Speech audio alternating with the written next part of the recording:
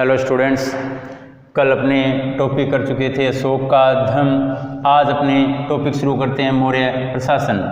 मौर्य प्रशासन की बात की जाए तो भारत में प्रथम बार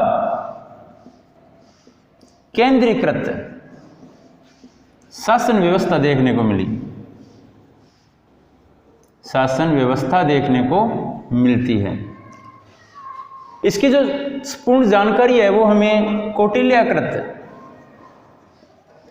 अर्थशास्त्र से प्राप्त होती है। अर्थशास्त्र के अनुसार सत्ता का केंद्रीकरण राजा में होता था। सत्ता का केंद्रीकरण राजा में होने के बावजूद भी राजा निरंकुश नहीं था, उस पर अंकुश लगा हुआ था। जब भी बड़े अधिकारियों की नियुक्ति की जाती थी, जिसमें अपने उदाहरण ले सकते हैं मुख्यमंत्री और पुरोहित का, जब भी राजा द्वारा मुख्यमंत्री और पुरोहित की नियुक्ति की जाती थी तो नियुक्ति से पूर्व इनकी चरित्र की भली भांति जांच की जाती थी। चरित्र की भली भांति जांच की जाती थी, जिसे उपधा परीक्षण कहा जाता था। उपधा परीक्षण कहा जाता था। जब राजा मुख्यमंत्री, पुरोहित या अन्य बड़े अधिकारियों की नियुक्ति करता था तो नियुक्ति से पूर्व उनके चरित्र की भली भांति जांच की जाती थी, जिसे उपधा परीक्षण कहा जाता था। अगर बात की जाए मुख्यमंत्री और पुरोहित, ये मंत्रिमंडल के ही सदस्य कहलाते थे। मंत्रिमंडल के सदस्य ही होते थे। अर्थशास्त्र के अनुसार मौर्य प्रशासन को अपने मुख्य रूप से तो दो भागों में बांट सकते हैं। पहला है केंद्रीय प्रशासन, दूसरा है प्रांतीय प्रशासन। अपने एक और भाग लेकर चलेंगे इसमें, वो है नगरीय शासन। इन तीनों पर अपनी अलग अलग चर्चाएं करेंगे। सबसे पहले अपनी चर्चा करेंगे केंद्रीय प्रशासन की। केंद्रीय प्रशासन की बात की जाए तो इसके अंतर्गत अर्थशास्त्र में 18 विभागों की जानकारी प्राप्त होती है। उन विभागों को अर्थशास्त्र में तीर्थ कहा गया है। अपने टॉपिक कर रहे हैं केंद्रीय मौर्यकालीन केंद्रीय प्रशासन। केंद्रीय प्रशासन की बात की जाए तो इसमें 18 विभाग थे, जिन्हें तीर्थ कहा जाता था। विभाग क्या कहलाते थे? तीर्थ कहलाते थे। और जो तीर्थों का अध्यक्ष होता था वह महामात्र कहलाता था। जो विभाग का अध्यक्ष है या तीर्थ का जो अध्यक्ष है वह महामात्र कहलाता था। प्रमुख अगर तीर्थों की बात की जाए तो वो 4 थे। पहला मंत्री, दूसरा पुरोहित, तीसरा सेनापति और चौथा युवराज। ये 4 केंद्रीय प्रशासन के अंतर्गत प्रमुख तीर्थ या प्रमुख विभाग थे। अब अगर बात की जाए दूसरे बड़े पद की तो वो था समाहर्ता का पद। केंद्रीय प्रशासन का दूसरा बड़ा पद था समाहर्ता।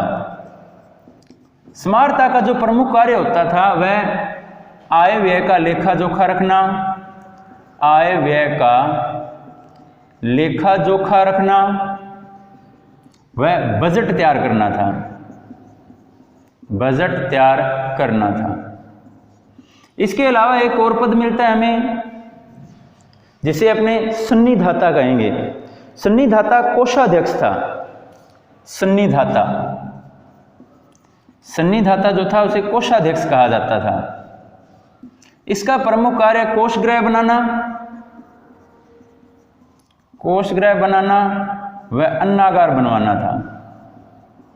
अन्नागार बनवाना, कोषगृह और अन्नागार बनवाने का कार्य जो था वो सन्निधाता द्वारा किया जाता था। अगर अपने अर्थशास्त्र की बात करें तो अर्थशास्त्र में 26 विभागाध्यक्षों की जानकारी भी प्राप्त होती है। 26 विभागाध्यक्षों की जानकारी 26 विभागाध्यक्षों की जानकारी मिलती है, जिनमें सबसे प्रमुख कोषाध्यक्ष, कोषाध्यक्ष, सित्ताध्यक्ष, सित्ताध्यक्ष ये कृषि से संबंधित था। तीसरा था पन्याध्यक्ष, पन्याध्यक्ष ये व्यापार से संबंधित था। चौथा था बंधनागाराध्यक्ष, बंधनागाराध्यक्ष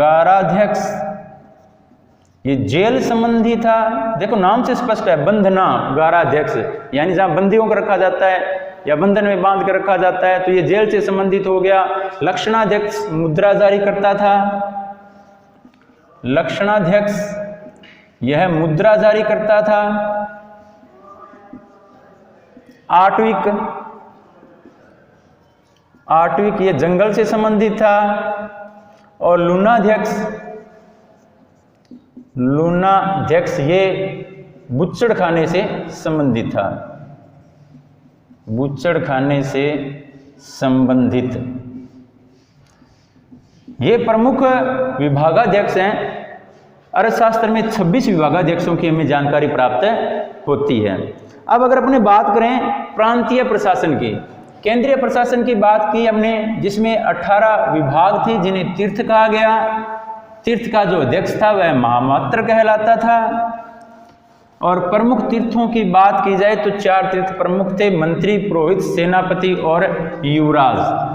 दूसरा जो बड़ा पद था वह सन्निधाता का। इसके अलावा कोषाध्यक्ष, सित्ताध्यक्ष, पन्याध्यक्ष, बंधनागाराध्यक्ष, लक्षणाध्यक्ष, आटविक या लूणाध्यक्ष आदि प्रमुख थे। अब बात की जाए प्रांतीय प्रशासन की।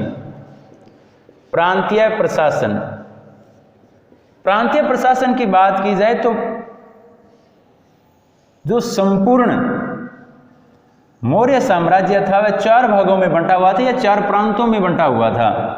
अगर बात की जाए चंद्रगुप्त मौर्य और बिंदुसार के समय, चंद्रगुप्त मौर्य और बिंदुसार के समय 4 प्रांत थे और अशोक के समय प्रांतों की संख्या हो गई 5। बिंदुसार और चंद्रगुप्त मौर्य के समय पहला था उत्तरापथ, उत्तरापथ जिसकी राजधानी तक्षशिला थी। दूसरा था अवंती राष्ट्र जिसकी राजधानी उज्जैनी थी। अवंती राष्ट्र, अवंती राष्ट्र जिसकी राजधानी उज्जैनी। तीसरा था मध्य राष्ट्र जिसकी राजधानी थी पाटलिपुत्र। चौथा था दक्षिणापथ, चौथा था दक्षिणापथ जिसकी राजधानी सुवर्णगिरी थी। और 5वां था कलिंग, इसकी राजधानी सुवर्णगिरी। 5वां था कलिंग, कलिंग की राजधानी तोसाली या धौली, अपने इसको धौली भी कह सकते हैं। अगर 5वें की बात की जाए तो जब अशोक ने कलिंग युद्ध में नंदराज को पराजित किया और कलिंग पर उसने अधिकार किया, तो उसके बाद अशोक ने कलिंग को अलग से नया प्रांत बना दिया और उसकी राजधानी बनाया तोसाली को। तो प्रांतीय प्रशासन की बात की जाए तो प्रांतों को 5 भागों में बांटा गया था, जिनमें उत्तरापथ, अवंती राष्ट्र, कलिंग, दक्षिणापथ और मध्य देश प्रमुख थे। प्रांतों का शासन व्यवस्था जो थी प्रांतों की, वह कुमार या आर्यपुत्र जो पदाधिकारी होते थे उनके द्वारा संभाली जाती थी। आर्यपुत्र या कुमार ये जो होते थे ये इनके प्रांतों के प्रमुख होते थे, इन्हीं के द्वारा इनकी शासन व्यवस्था को संभाला जाता था। प्रांतों को विषयों में बांटा गया था जो विषयपतियों के अधीन होते थे। जो ये प्रांत थे इन्हें विषयों में बांटा गया था, विषयों में। और विषयों का जो प्रमुख था वह विषयपति कहलाता था। विषयों की अगर बात की जाए तो इनमें जिले होते थे। जिलों का जो अधिकारी होता था वह स्थानिक कहलाता था। जिला होता था, जिले का अधिकारी स्थानिक कहलाता था। सबसे छोटी का एक ग्राम हो जाएगा। ग्राम का प्रमुख गोप या ग्रामणी होता था। तो अपने उसको ऊपर से नीचे विभक्त करते हैं। सबसे पहले केंद्र आ जाएगा या साम्राज्य आ जाएगा। साम्राज्य विश्वों में प्रांतों में बंटा हुआ था, प्रांत विश्वों में बंटे हुए थे, विश्वों के बाद जिलों का नाम आया और जिलों के बाद ग्राम, यानी कि शासन सत्ता की सबसे छोटी इकाई कौन सी थी? ग्राम थी, और सबसे बड़ी इकाई साम्राज्य था। यह साम्राज्य था, ये राजा के अधीन होता था, राजा ही सर्वे सर्वा होता था, न्यायिक कार्य भी राजा के अंडर में होता था। अब अपने बात करें नगर शासन की, तो नगर शासन की अगर बात की जाए तो नगर शासन की जानकारी हमें अर्थशास्त्र व मेगस्थनीज दोनों से प्राप्त होती है। मेगस्थनीज की पुस्तक का नाम था इंडिका। जो नगर प्रशासन है, नगर प्रशासन की जो जानकारी है वह इंडिका से, इंडिका में जो मेगस्थनीज ने लिखी थी इंडिका या मेगस्थनीज से जानकारी प्राप्त होती है कि जो नगर प्रशासन था वह छोटी छोटी समितियों में बंटा हुआ था। समितियों के कुल सदस्यों की संख्या 30 होती थी और प्रत्येक समिति में 5 सदस्य होते थे। तो 30/5 समितियां कितनी होगी? 6 समितियां होती थी।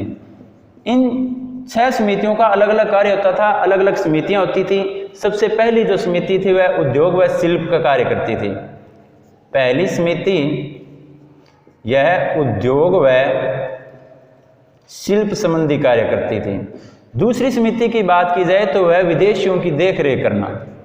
दूसरी समिति विदेशी लोगों की देखरेख करना। तीसरी समिति की बात की जाए तो जन्म मृत्यु प्रमाण। तीसरी जो समिति थी जन्म मृत्यु का लेखा जोखा रखती थी। जन्म मृत्यु का लेखा जोखा। चौथी समिति की बात की जाए तो वह व्यापार संबंधी थी, व्यापार वाणिज्य संबंधी समिति थी। पांचवी समिति की बात की जाए तो वह विक्रय का निरीक्षण करती थी। विक्रय का निरीक्षण करना। छठी समिति थी वह कर एकत्रित करने का कार्य करती थी। कर एकत्रित करना। इस प्रकार से 6 समितियां थी, उनमें कुल सदस्यों की संख्या 30 थी। प्रत्येक समिति में 5 सदस्य होते थे। तो बच्चों इस प्रकार अपने आज मौर्यकालीन केंद्रीय व्यवस्था, प्रांतीय व्यवस्था, नगर शासन के बारे में जानकारी ली, इसको पढ़ा। घर पे आप रोजाना इसको रिवीजन किया करें। Thank you.